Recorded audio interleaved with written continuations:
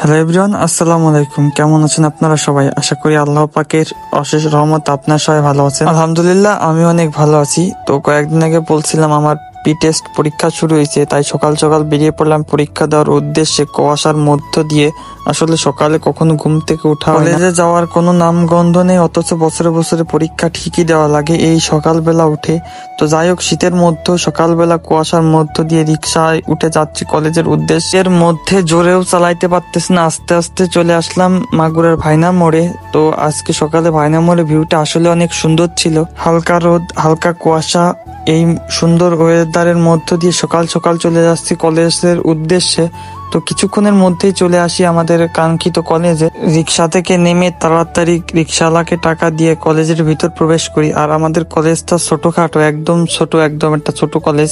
আমি আসার আগে আমার সকল বন্ধু বান্ধবী প্রায় চলে আসছে। ওরা এসে সিট প্ল্যান অলরেডি খুঁজে রাখছে, এই কারণে আমার খুবই সহজ হয়েছে সিট প্ল্যান খুঁজে বের করতে। এরপরে শুরু হলো কলেজের সিঁড়ি বেয়ে উপরে ওঠার সবচেয়ে প্যারাদায়ক একটা বিষয়।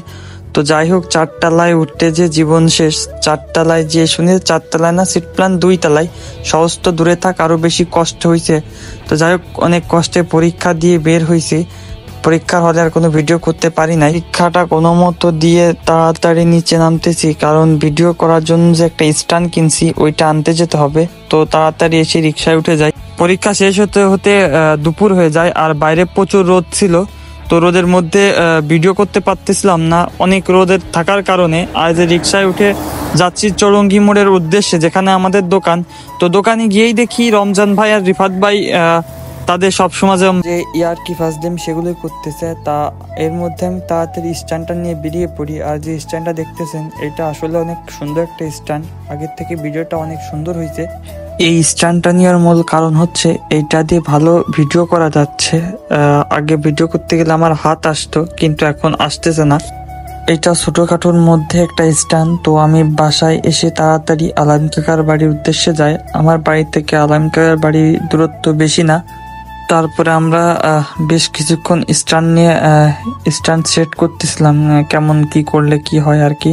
তো যাই হোক, দেখতেই পারতেছেন আমরা সবাই মিলে ওইটা নিয়ে রিসার্চ করতেছি। আর এই যে পোলাপান দেখতেছেন, এরা হচ্ছে সব আমাদের ফলোয়ার, এই পিচ্চিরা আমাদের ফলোয়ার। তো যাই হোক, আমি আর কাকা চলে আসি টিটিসিতে, কারণ আমরা জাপানি ভাষা শিখবো এই কারণে। তো বাসায় যাওয়ার সময় একটা নার্সারিতে যাই, কাকা কিছু ফলের গাছ কিনবে আর ফুলের গাছ, এই কারণে।